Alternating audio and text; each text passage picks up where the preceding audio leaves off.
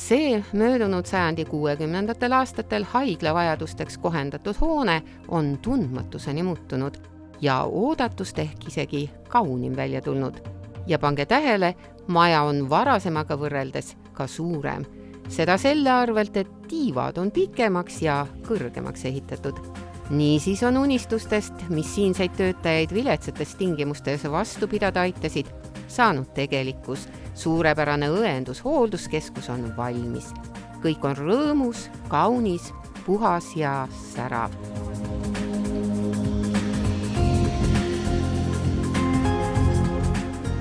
Haigla juhatuse esimees Urmas Sule võtab asja mõne lausega kokku.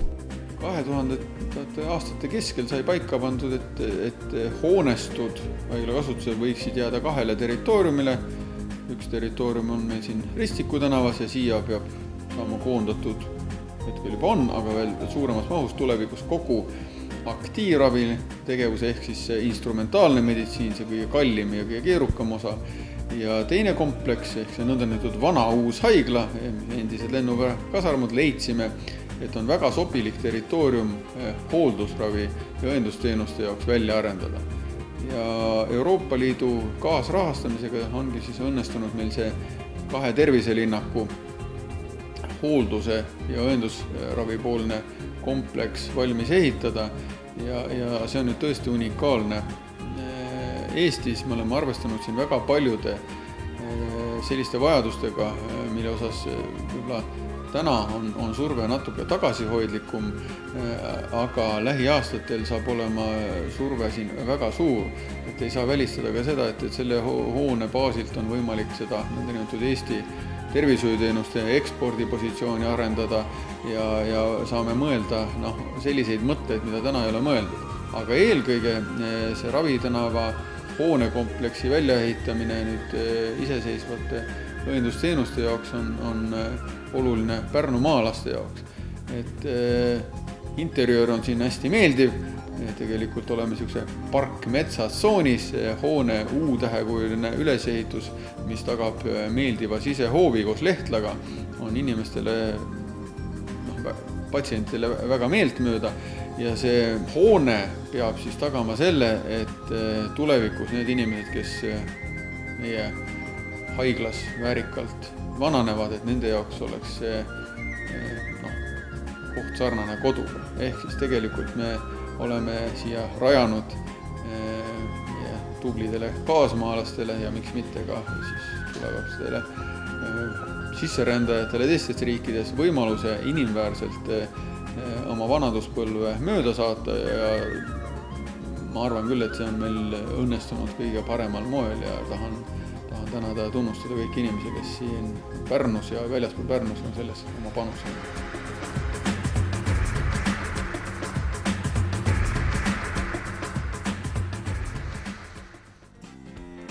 Nüüd aga meenutame, mismoodi nägi maja välja enne renoveerimise algust, kuidas siin elati ja töötati. Ja satume kõigepealt ühe rõõmsa sündmuse tunnistajaks. On 19. november 2010. Ei lähe enam kaua, kui kõik kolivad esmalt hooldushaigla poolele ja taastusravi poolele algavad tööd. Aga Roman Jakobson, üks patsient, saab 100-aastaseks ja seda ei saa ka suurte muutuste ajal tähistamata jätta.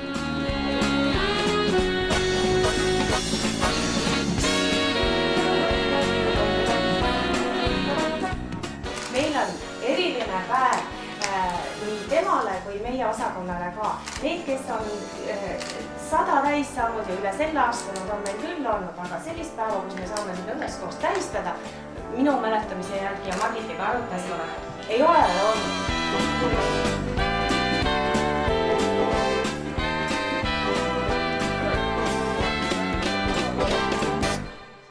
Julgelt oled astunud elurada, täis on saanudki 100.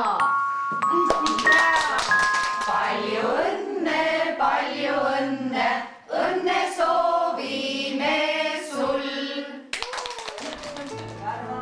On 2010. aasta 2. detsember.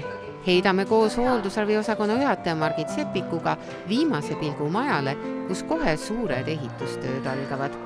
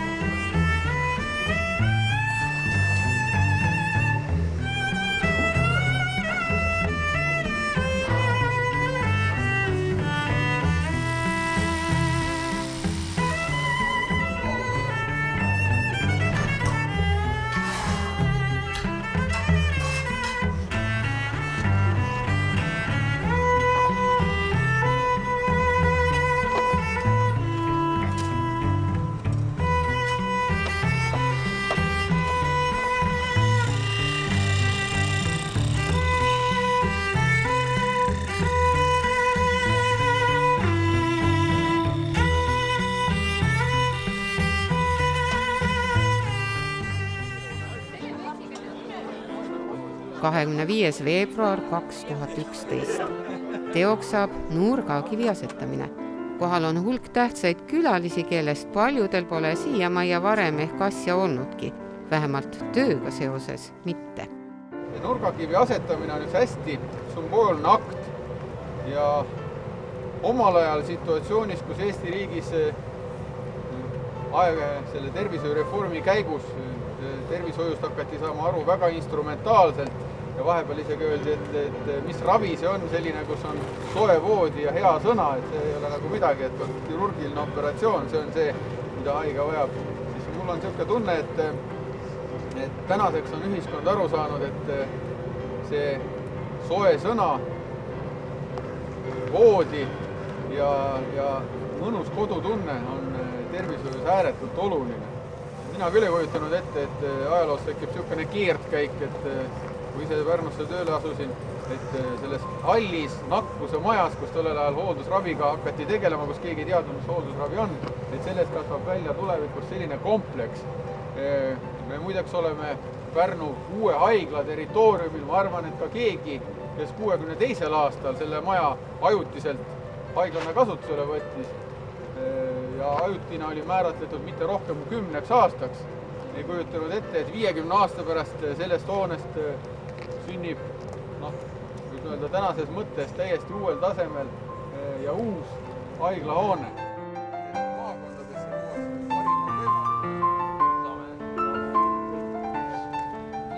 See, mis siin nüüd 1,5 aasta pärast valmis saab, see on Eestis ka midagi erakordset, sest praegu selliseid õendushooldus-keskuseid Eestis ei ole. No nii ta on, et mäletatavasti eelmisel aastal sai otsustatud, et kõikidesse Eesti maakondadesse tulevad hooldusravikeskused kaasaegsed.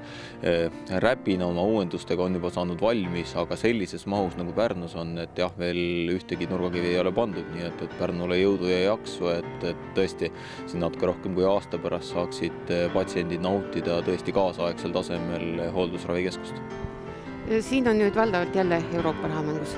Siin on Euroopa raha mängus ja siin on loomulikult ka haigla enda raha mängus, aga kui me vaatame tõesti kogu mahtu, siis Euroopa vahendeid hoolekandeasutustesse selle projekti raames läheb veel Eesti rahas üle 500 miljardi Eesti krooni ja kui siis eurodesse ümber panduna, siis pikalt üle 30 miljoni euro on see summa, mis me kõikidesse Eesti haiglatesse siis panustame.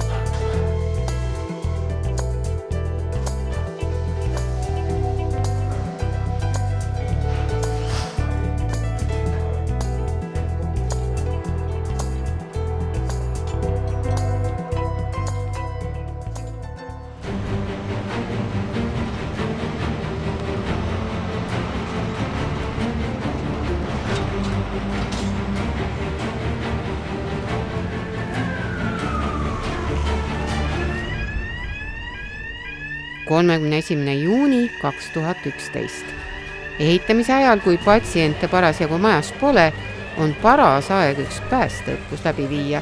Haigla töötajatele ei tee see aga asja sugugi kergemaks, sest vabatahtlikud kannatanud võtavad oma rolli täie tõsidusega.